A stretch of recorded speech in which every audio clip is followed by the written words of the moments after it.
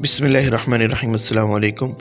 जैसे कि मैंने लास्ट वीडियोज़ में आपको बताया था कि हम कंस्ट्रक्शन की सीरीज़ जो है वो शुरू करने जा रहे हैं और इससे रिलेटेड हमने 2 वीडियोज़ पहले अपलोड भी कर दी हैं। तो आज की वीडियो 2 क्वेश्चन से मुताल्लिक है। एक ये कि ईंट की ख़रीदारी के अंदर कौन कौन से फ़्रॉड होते हैं और आपको ईंट के इस्तेमाल में कौन कौन सी एहतियात करनी चाहिए घर बनाने के लिए, और दूसरा ये कि क्या सर्दियों में घर बनाया जा सकता है, इसका कोई इशू तो नहीं है, फ़ायदे और कोई नुकसानात हैं, तो उस पर आज बात होगी।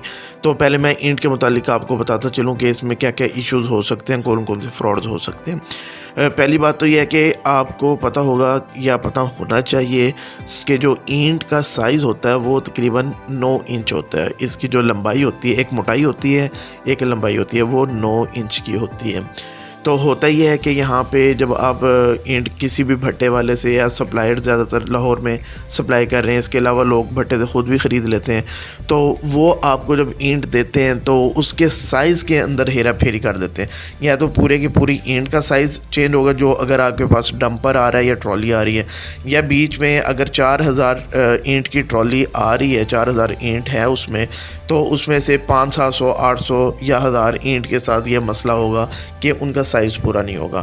तो यानी कि उसका साइज़ होगा तकरीबन 8.5 इंच के करीब, यानी कि आधा इंच जो है ना वो कम कर देंगे। जब ये आधा इंच कम होगा तो आपकी ऑटोमेटिकली या तो ईंट ज़्यादा लगेगी या आपको मिसाला ज़्यादा बीच में फिल करना पड़ेगा वो गैप पूरा करने के लिए।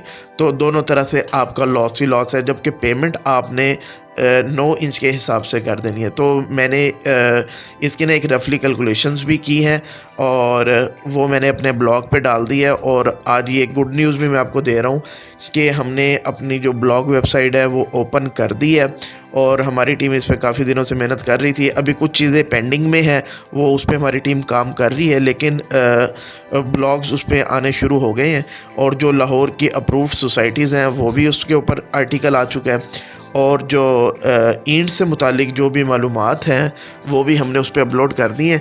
और जो उसका लिंक है वो हमने डिस्क्रिप्शन में दे दिया है, काइंडली आप इस लिंक पे जाके हमारे ब्लॉग देख सकते हैं। और हमारी कोशिश होगी कि जैसे हम 4 से 5 वीडियोस वीकली यूट्यूब पे कर रहे हैं, इसी तरह डिफरेंट टॉपिक्स के ऊपर जो आपके लिए इम्पोर्टेंट टॉपिक्स होंगे, उर्दू के अंदर हमने ब्लॉग स्टार्ट किया है और 4 से 5 आर्टिकल हमारी पूरी कोशिश होगी कि वीकली आएँ। तो आप डेली या वीकली एक दफ़ा जाके ब्लॉग लाजमी विज़िट किया करें ताकि आप जो है आपके लिए बेनिफिशियल हो। और ये ब्लॉग जो है आपने कोशिश करनी है, अगर आपको पसंद आता है तो इसको फेसबुक पे, व्हाट्सएप पे और जो भी सोशल मीडिया प्लेटफॉर्म्स हैं उन पे आपने शेयर भी करना है। तो मैं बता रहा था कि जो ईंट से मुतालिक है वो अपलोड कर दिया है, और अगर आप 5 मरले का घर बनाते हैं तो आपकी कितनी ईंट लगेगी और उसमें आपके साथ कितना फ्रॉड हो सकता है सिर्फ इस साइज़ के चक्कर में। तो आपने ईंट का साइज़ पूरा करके लेना है। पहला फ्रॉड तो ये हो गया। दूसरा फ्रॉड क्या है कि जब आप ईंट मंगवाते हैं तो मिनिमम 4000 ईंट की ट्रॉली होती है, या कमोबेश मुख्तलिफ सिटीज़ के अंदर मुख्तलिफ चल रहा है। तो जब वो इतनी बल्क के अंदर ईंट आती है तो आपको पता ही नहीं लगता कि ये क्वांटिटी पूरी भी है या नहीं है।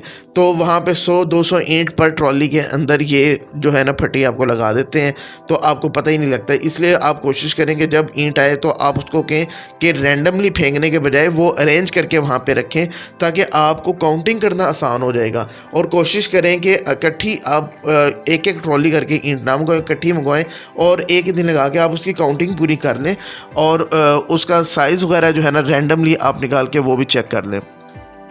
इसके अलावा एक और चीज़ होती है, वो ये है कि 2 किस्म की ईंटें होती हैं। एक अव्वल ईंट होती है, एक दोम ईंट होती है। जो घरों में हम अमूमन लगाते हैं वो अव्वल ईंट लगाते हैं, और ये 2 से ढाई 3 रुपये तक मुख्तलिफ सिटीज़ में मुख्तलिफ है। ये महंगी भी होती है अव्वल ईंट जो है। बुनियादें जो होती हैं जिसको फाउंडेशन कहते हैं, उसके अंदर दोम ईंट चल जाती है क्योंकि वो ज़मीन के अंदर दब जाती है। लेकिन जो ईंट ऊपर की तरफ होगी, यानी कि जिसको डायरेक्ट हवा लगेगी, जो प्लस्तर के अंदर आ रही है, तो वो ईंट आपकी अव्वल होनी चाहिए। अदरवाइज़ वो क्या होगा, वक्त के साथ साथ मौसमी असरात की वजह से उसके अंदर भुरभुरापन ज़्यादा आना शुरू हो जाएगा। अच्छा, तो उसको चेक करने के कई मेथड्स होते हैं। कुछ मैकेनिकल टेस्टिंग्स हैं जो लैब में की जाती हैं, जिसमें आपने एक सुना होगा कि पानी में भिगो के रख दी जाती है ईंट और उसका वज़न चेक किया जाता है। इसी तरह कुछ हाइट से ईंट को गिराया जाता है और चेक किया जाता है ये टूटती है या नहीं टूटती, उसकी ब्रिटलनेस चेक की जाती है, ठीक है। और इसके अलावा जो उसकी जो भुरभुरापन है वो चेक किया जाता है। ये कुछ मैकेनिकल टेस्ट हैं जो वो लैब के अंदर करते हैं, लेकिन आप तो ज़ाहिर है अपनी ईंट का टेस्ट नहीं करवा सकते। तो आप ख़ुद से अगर चेक करना चाहें कि ईंट अव्वल है या दोम है, तो आप दो ईंटों को उठाएं और उनको आपस में ना, जैसे आप ताली मारते हैं इस तरह आप दोनों ईंटों को आपस में टकराएं, तो एक टन की एक इको साउंड पैदा होना चाहिए। अगर आप ओपन एयर में भी खड़े हैं तो एक आपको खनखनाती हुई आवाज़ महसूस होनी चाहिए। अगर दोनों को टकराने से एक टन की एक आवाज़ बड़ी इको के साथ, गूंज के साथ अगर पैदा हो रही है, तो इसका मतलब है वो ईंट जो है वो अंदर तक उसकी पकाई ठीक हुई है, वो बड़ी सॉलिड ईंट है और उसके जिस भट्टे से भी वो तैयार हुई है उसको प्रॉपर हीट दिया गया, प्रॉपर टाइम दिया गया और अंदर उसके नमी मौजूद नहीं है, ठीक है। अच्छा, इसके अलावा अगर दोम ईंट होगी तो उसकी आवाज़ के अंदर ये जो मैंने गूंज का इफ़ेक्ट बताया ये कम होगा और दबी दबी आवाज़ आएगी और आपको बहुत ज़्यादा डिफरेंस खुद ही महसूस हो जाएगा कि ये वो साउंड है या नहीं है। दूसरा, आप ये चेक करें कि इसके जो कोने खुदरे वगैरह हैं ईंट के वो प्रॉपर बने हुए हैं। ऐसा तो नहीं कि कोने टूटे हुए हैं, कहीं से ये ईंट भुरभुरी होना शुरू हो गई है। अगर ऐसा है तो इसका मतलब है ये ईंट ठीक नहीं है, ये दोम ईंट है। तो हर तरह से वो ईंट बिल्कुल अपने साइज़ के अंदर और उसकी लुक के अंदर और जो उसकी सरफेस है वो बिल्कुल परफेक्ट होनी चाहिए, कहीं से कोई भी कोना शोना ख़राब नहीं होना चाहिए। तो ये आपकी एक नंबर ईंट है। उसके अलावा आप ईंट को दूसरी ईंट पे मार के आप चेक कर सकते हैं। अगर वो टूट जाती है इसका मतलब है अंदर से ईंट कच्ची है, उसकी पकाई ठीक नहीं है, तो ये कल को जब आपका घर बनेगा ये आपके लिए बहुत ज़्यादा प्रॉब्लम करेगी। तो ये आप ऐसे टेस्ट हैं जो खुद ही एट द स्पॉट 2 मिनट के अंदर आप कर सकते हैं। तो रैंडमली मुख्तलिफ ईंटों को निकाल के चेक करने। अच्छा, एक और फ्रॉड ही होता है कि कुछ ईंटें तो वो अव्वल डाल देते हैं, कुछ दोम डाल देते हैं, यानी कि मिक्स करके भेज देते हैं, तो आपको पता ही नहीं लगता। और बाद औक़ात वो खुद आपके चेक कराएंगे आपको कि ये जनाब ये देखें अव्वल ईंट है, और खड़का के भी आपको चेक करा देंगे। तो उनको तो देखते ही पता लग जाता है कि कौन सी अव्वल है कौन सी दोम। तो जो आपको चेक कराएंगे वो अव्वल होगी, आपकी भी तसल्ली हो जाएगी, लेकिन उसी ट्रॉली के अंदर बहुत ज़्यादा ईंटें दोम की भी होगी। तो ये आपने अच्छी तरह वेरीफाई कर देना है। अच्छा, एक और जो जब आप कंस्ट्रक्शन घर की करवाते हैं तो आपको पता होता है कि ईंटों को पानी लगाया जाता है, जिसको हम कहते हैं तराई करना। तो मैक्सिमम इसको गीला रखा जाता है, पानी लगाया जाता है।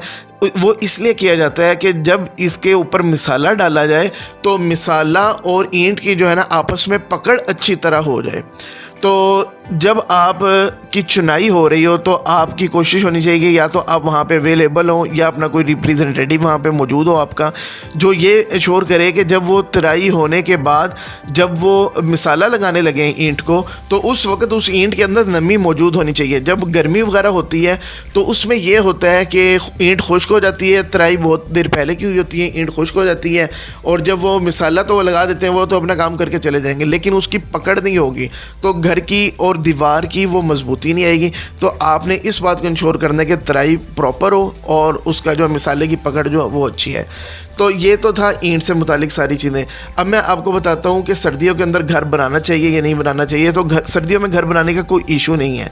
तो सर्दियों में घर बनाने का फ़ायदा ये है कि अभी मैंने बात की तराई की, कि आपको पानी कम से कम ईंट को लगाना पड़ता है। अगर आप प्लस्तर करवा रहे हैं, प्लस्तर करने के बाद भी आपको पता है कि पानी लगाना पड़ता है, क्योंकि सीमेंट को अपना रिएक्शन पूरा करने के लिए जो है ना एक कम्प्लेक्स बनाने के लिए जो लोग केमिस्ट्री जानते हैं उनको बेहतर पता है, तो पानी चाहिए होता है। एक बाई प्रोडक्ट जो है रॉ मटेरियल के तौर पे पानी चाहिए होता है, जिसकी वजह से आप बाहर से उसको बार बार पानी लगाते हैं। और 24 से 48 घंटे का उसका सेटिंग टाइम होता है, जिसमें प्लस्तर आपका फिक्स हो जाता है, या अगर आपने चुनाई की है तो उसके अंदर भी उसकी पकड़ मजबूत हो जाती है। तो आपको बार बार पानी लगाना पड़ता है। लेकिन सर्दियों के अंदर आपको पानी नहीं लगाना पड़ेगा, क्योंकि एवेपोरेशन का अमल कम होता है। तो एक दफ़ा भी पानी लगाएंगे तो वो पूरा दिन आपका निकाल जाएगा। इसी तरह जब आप लेंटर वगैरह डालेंगे तो उसको भी आपको मिनिमम पानी लगाना पड़ेगा, क्योंकि सर्दियाँ एवेपोरेशन होगी नहीं, पानी आपका उड़ेगा नहीं, तो आपका पानी जो है ना कम लगाना पड़ेगा। इससे ये होगा कि आपके लेंटर की और दीवारों की जो चुनाई है और प्लस्तर की मजबूती बहुत ज़्यादा हो जाएगी। और इसके अलावा अगर हम बात करें इसके जो नुकसानात हैं, नुकसान सबसे पहले ये है कि अगर आप लेंटर डालते हैं तो गर्मियों के अंदर 8-10 दिन के अंदर आप शटरिंग ओपन कर देते हैं, लेकिन सर्दियों के अंदर ऐसा नहीं होता। इसमें आपको थोड़ा ज़्यादा टाइम देना पड़ता है, 8-10 दिन आपको मज़ीद देने पड़ते हैं, तो ये एक थोड़ा सा लॉस हो जाता है। और सर्दियों का एक और थोड़ा सा ड्रॉबैक ये है कि जो जैसे आपको पता है कि स्मोक का सीज़न चल रहा है, तो ज़्यादातर भट्टे बंद कर दिए जाते हैं। तो जब भट्टे बंद करते हैं तो कंस्ट्रक्शन का काम जारी होता है, डिमांड बहुत ज़्यादा होती है, तो ईंट का रेट बढ़ जाता है। एक तो रेट बढ़ जाता है, दूसरा ये कि जो ईंट मार्केट में आ भी रही होती है ना, उसके अंदर 2 नंबरी बहुत ज़्यादा शुरू हो जाती है। 2 नंबरी की सेंस में कि क्योंकि सर्दियाँ हैं, धूपें मिल नहीं रही होती हैं, जो पकाने के बाद वो उसको बाहर रख के थोड़ा सा उसको मज़ीद जो है ना खुश्क की जाती है ईंट, वो नहीं हो पाती है और नमी रहती है। तो इस वजह से एक तो रेट इंक्रीज़ हो जाता है, दूसरा क्वालिटी के अंदर जो है ना फ़र्क आ जाता है ईंट में। तो सर्दी का एक थोड़ा सा नुकसान ये होता है। और तीसरा नुकसान ये होता है दिन छोटे होते हैं, तो लेबर उस तरह काम नहीं करती, उस तरह एक्टिव नहीं होती, ठेकेदार भी उस तरह नहीं करता कि जिस तरह गर्मियों के अंदर पूरे एक दिन में जितना आउटपुट होती है, सर्दियों के अंदर ज़रा आउटपुट कम हो जाती है। और अगर धुंधे आ जाएँ तो एक और इशू है, आपको इतना काम रोकना पड़ता है। और जो अगर जैसे झड़ियाँ लग जाती हैं, बारिश शुरू हो जाती है, जैसे दिसंबर के एंड में या जनवरी के अंदर ये इशू चलता है, तो मिसाला वगैरह बनाने में आपको बड़ा मसला बनता है, आपको काम रोकना पड़ जाता है। बाजू का एक दिन वैसे ही छोटा होता है, फिर आपको काम रोक रोक के करना पड़ता है। दूसरा ये कि अगर आप सर्दियों के अंदर ग्रे स्ट्रक्चर कर रहे हैं तो चलें, वो तो ठीक है, लेकिन आप ग्रे स्ट्रक्चर के फ़ौरन बाद पेंट वगैरह नहीं कर सकते सर्दियों के अंदर, क्योंकि जो प्लस्तर होता है उसको अच्छा भला थोड़ा टाइम चाहिए, हीट चाहिए, ताकि वो खुश्क हो सके। गर्मियों के अंदर प्लस्तर जल्दी खुश्क हो जाता है, और जितना प्लस्तर ज़्यादा खुश्क होगा, दीवारें जितनी खुश्क होंगी, उतना आपका जो पेंट है ना वो बड़ा इफ़ेक्टिव होगा, बड़ा अच्छा होगा। लेकिन सर्दियों के अंदर ये मसला है, आप ग्रे स्ट्रक्चर तक तो कर सकते हैं, लेकिन पेंट के लिए आपको थोड़ा सा वेट करना पड़ेगा कि मौसम गर्म हो, और उसके बाद आप ये काम कर सकते हैं। तो ओवरऑल इशू कोई नहीं है, आप सर्दियों में भी बना सकते हैं। ग्रे स्ट्रक्चर आप रेडी कर दें, जैसे गर्मियाँ हैं तो अपने बाकी जो फिनिशिंग के काम हैं वो आप कर लें। अगेन मैं बताता चलूँ कि कंस्ट्रक्शन से रिलेटेड, सोसाइटी से रिलेटेड, प्रॉपर्टी के अंदर जो भी न्यूज़ है, जो भी अपडेट्स हैं और अप्स एंड डाउन्स चल रहे हैं, उससे रिलेटेड हमारे आर्टिकल हमारे ब्लॉग के ऊपर इंशाल्लाह अपलोड होते रहेंगे गाए बगाए। आप जाके उन ब्लॉग्स को पढ़ें भी, और उसके अंदर जो भी आपकी क्यूरीज़ है वो कमेंट्स बॉक्स में वो कमेंट भी करें।